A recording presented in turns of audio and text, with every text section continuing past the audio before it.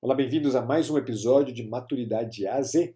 No episódio de hoje a gente vai falar sobre maturidade e equilíbrio.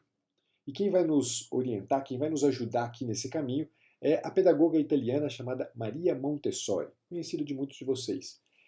E ela diz o seguinte acerca do equilíbrio, algo que é bastante interessante. Ela faz uma distinção interessante, na verdade não uma distinção, ela traça um paralelo entre o equilíbrio que ela chama de espiritual e um equilíbrio chamado físico.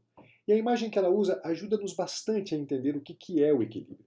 Diz ela: a educação moral é a fonte daquele equilíbrio espiritual do qual tudo o mais depende, e que pode ser comparado àquele equilíbrio físico ou senso de equilíbrio sem o qual é impossível ficar de pé ou mover-se para qualquer outra direção.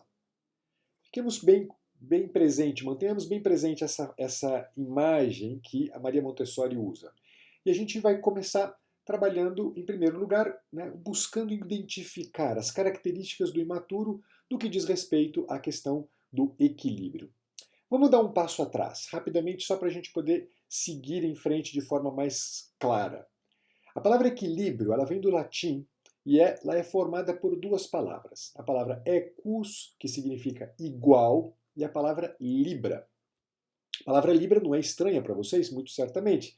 Quem conhece um pouquinho, já ouviu falar pelo menos dos signos do zodíaco, sabe que existe um signo chamado signo de Libra, que é representado por uma balança.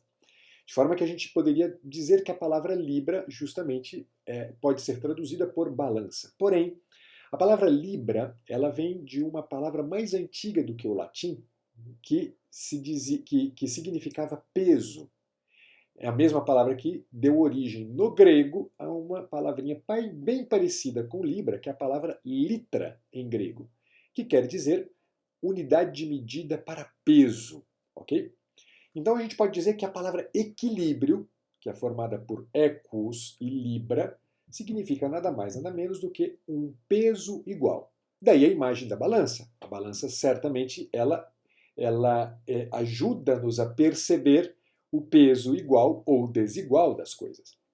O que isso aqui tem que ver com o tema da imaturidade? O que a gente pode aprender disso aqui como recurso para que a gente possa, de alguma maneira, descobrir em nós as características de uma imaturidade ainda presente no que diz respeito a ser ou não ser equilibrado?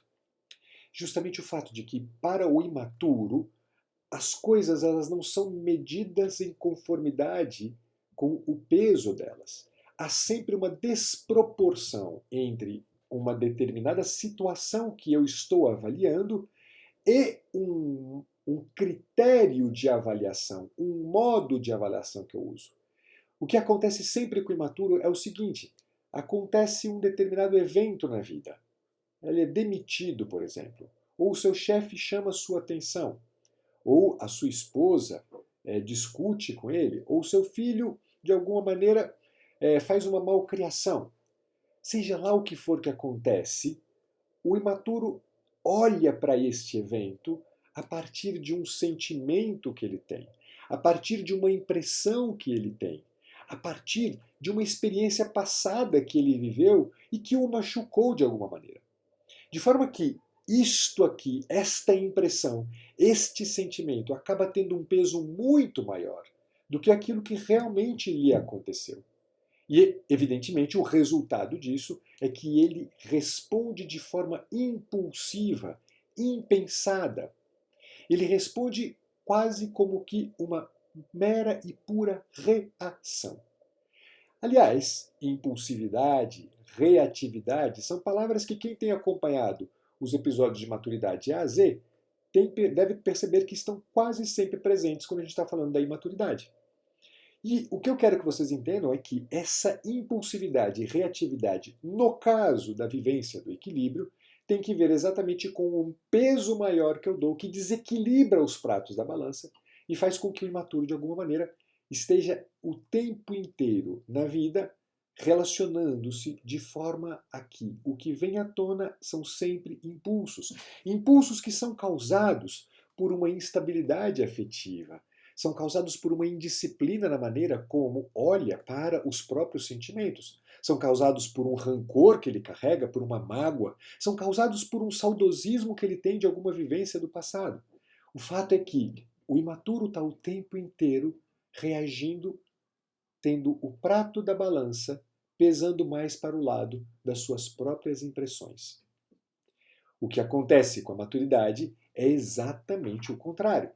A pessoa madura é a pessoa que tem equilíbrio e que só consegue chegar nesse equilíbrio porque ela coloca pesos iguais nas coisas. O acontecimento de um lado e as suas sensações, os seus sentimentos, as suas impressões. Que ele vai o tempo inteiro avaliar em conformidade com o que aconteceu. Ele não olha apenas para estes sentimentos, ele não olha para a ferida que tem ali causado, ele olha para isto e olha para o acontecimento.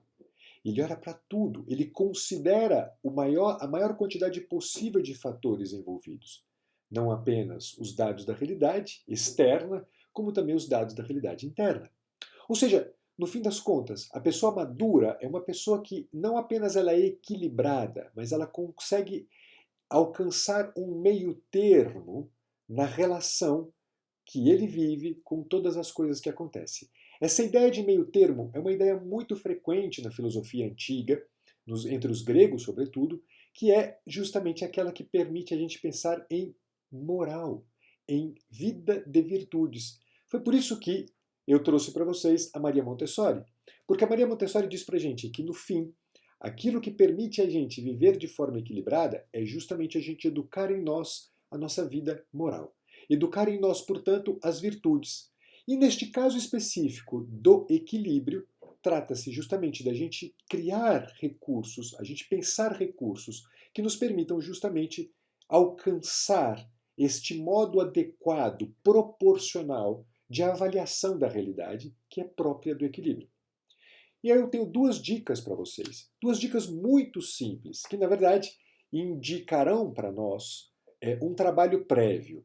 Então, eu quero começar dizendo para vocês desse trabalho prévio. O que eu preciso fazer antes de executar aqui duas coisas muito simples, que eu convido vocês todos a se exercitarem. As primeiras duas questões, né? Aquilo que eu preciso, de alguma maneira, estar atento. Em primeiro lugar, eu preciso estar atento a conhecer aquilo que há em mim, que de alguma maneira pode determinar um peso maior.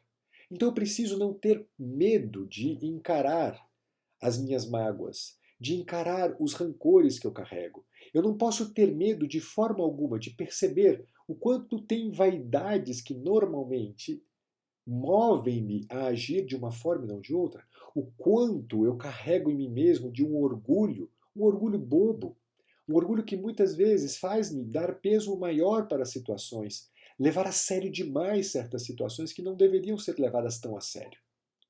E em segundo lugar, um exercício muito importante de autodomínio. Ou seja, eu preciso de alguma maneira começar a, ao invés de agir sempre em conformidade com estes elementos mais básicos da minha vida, o pisão no meu pé, que me doeu o pé, ou aquela dorzinha que me causou algum tipo de reação que eu encontrei na minha vida, ou do meu chefe, ou da minha esposa, ou do meu esposo, ou dos meus filhos, eu preciso dominar estas duas situações, esses dois níveis que normalmente acabam sendo eles os que me dominam, e dominá-los a partir justamente de um uso da minha inteligência e da minha vontade.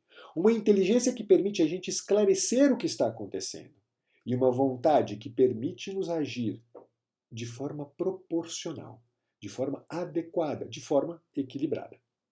E para que essas duas coisas possam acontecer, dois exercícios que vocês podem fazer. O primeiro de todos eles, por incrível que possa parecer, é que vocês tenham alguma pessoa mais madura do que vocês, com quem vocês possam conversar acerca justamente destes fatores que, em geral, estão determinando o meu modo de agir de forma desequilibrada, dando um peso maior para algo que não deveria. É bom ter alguém com quem a gente possa compartilhar. Um psicólogo, um sacerdote, um pastor, uma pessoa mais velha do que você, e madura e sábia. Não importa. O importante é que seja alguém que tenha uma maior maturidade e que permita, nesse diálogo sincero, franco que você vai ter com ela, que permita a você ter uma melhor compreensão disso que muitas vezes acaba te determinando.